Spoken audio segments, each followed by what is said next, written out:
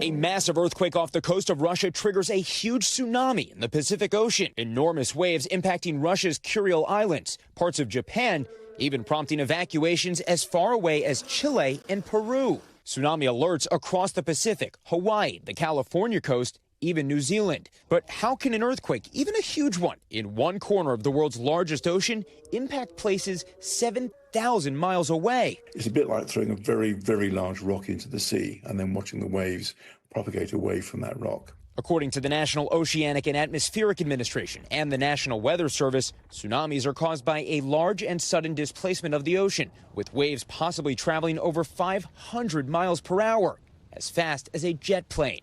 In the deep waters of the open ocean, even a massive tsunami can seem like minor waves. But as it barrels into shallower waters near shore, waves grow taller, in extreme scenarios even surpassing 100 feet, according to experts. And the impact can be devastating, causing flooding in coastal areas, smashing everything in its wake like boats, cars, even buildings. And the resulting floodwaters can linger for days.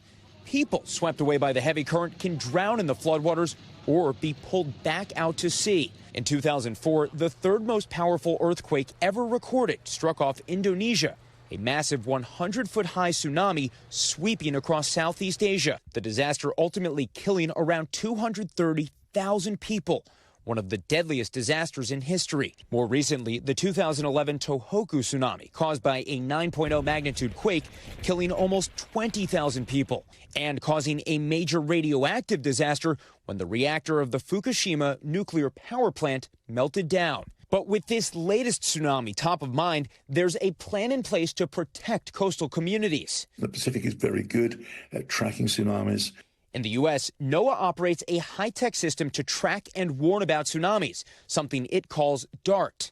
It uses tsunometers scattered across the ocean floor to track changes in water pressure, along with buoys at the surface. Using that data, NOAA can predict where and when a tsunami might hit and how high the waves could be. NOAA has 4 levels of alert it can issue.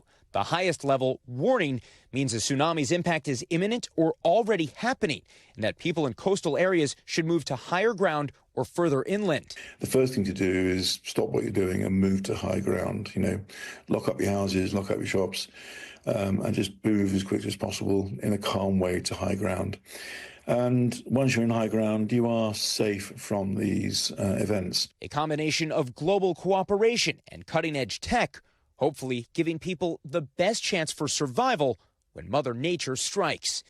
We thank you for watching, and remember, stay updated on breaking news and top stories on the NBC News app or watch live on our YouTube channel.